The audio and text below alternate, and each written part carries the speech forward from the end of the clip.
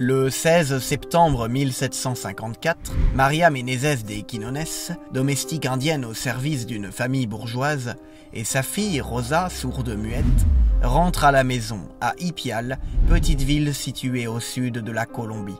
Elle longe un vallon escarpé près de la rivière Guatara lorsqu'un orage éclate. Une pluie diluvienne se met à tomber. Maria et sa fille cherchent un abri parmi les anfractuosités naturelles formées par les rochers.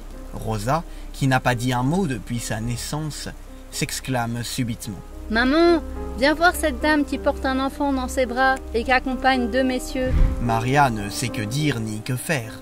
Sa fille vient de parler. Trempée jusqu'aux os par la pluie, elle prend la main de sa fille et marche avec elle jusqu'à cette silhouette féminine, illuminée par les éclairs de l'orage. Mais elle ne voit rien. Elle ordonne à Rosa de quitter cet endroit, mais la fillette résiste. « Maman, la dame m'appelle !» Au début, le récit de Rosa laisse beaucoup de gens incrédules. Toutefois, les habitants d'Ipiales doivent faire face à ce fait inexplicable. L'enfant a recouvré l'usage de ses sens, alors que sa surdité et son mutisme étaient connus de tous. Quelques jours plus tard, Maria et sa fille repassent sur le lieu de l'apparition. Rosa sent alors une force mystérieuse qui la pousse à aller vers une grotte située à quelques dizaines de mètres de là. Elle pénètre à l'intérieur, suivie de sa mère. Toutes deux sont parcourues par un frisson. En face d'elle, elle découvre sur la paroi du fond une image peinte de la Vierge à l'enfant Jésus, entourée de deux hommes dont ni Maria ni Rosa ne connaissent l'identité. La Vierge Marie est vêtue d'une tunique rose parsemée de fleurs dorées et d'un manteau bleu orné d'étoiles, et elle tient dans sa main droite un chapelet. Elles préviennent en hâte le curé de la paroisse, dont Gabriel Villafuerte, qui cette fois-ci est convaincu par le récit des témoins. Femmes, hommes et enfants se rendent à la grotte et découvrent l'image mystérieuse. Le pèlerinage de Notre-Dame du Rosaire vient de naître. Dès lors, l'image devient le centre de toutes les attentions. L'image est identique en tout point à la description donnée par Rosa de l'apparition dont elle avait été témoin quelques jours auparavant. Les deux personnages entourant la Vierge sont identifiés.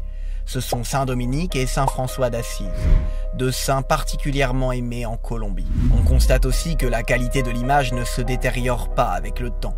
Elle reste encore inchangée aujourd'hui. Depuis, l'image a fait l'objet d'analyses. Sa résistance et sa conservation dans un milieu très humide depuis 269 ans est inconcevable. La surface inexplicablement préservée de tout élément végétal et organique, nulle trace de poussière, d'insectes ou d'humidité, et la profondeur à laquelle la peinture a pénétré dans la roche restent des énigmes. De plus, les médecins et les autorités ecclésiastiques rapportent des dizaines de guérisons inexplicables liées à ce lieu, ainsi que des conversions subites, des vocations religieuses, etc. La longévité du pèlerinage est également stupéfiante. Il n'a jamais été interrompu, malgré les graves crises que le pays a connues. Guerre d'indépendance espagnole en 1810, guerre des 1000 jours en 1899, coup d'État en 1957, conflit contre les FARC, etc. Et l'Église a toujours soutenu le pèlerinage en encourageant la construction des chapelles successives jusqu'à l'actuelle basilique de style néo-gothique, édifiée entre 1916 et les années 1950, directement contre la paroi rocheuse.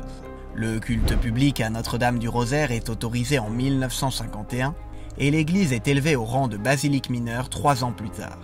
L'image miraculeuse, inchangée depuis 269 ans et située derrière la basilique, continue d'attirer des dizaines de milliers de pèlerins chaque année, notamment lors des célébrations en l'honneur de Notre-Dame du Rosaire de Las Lajas chaque mois de septembre.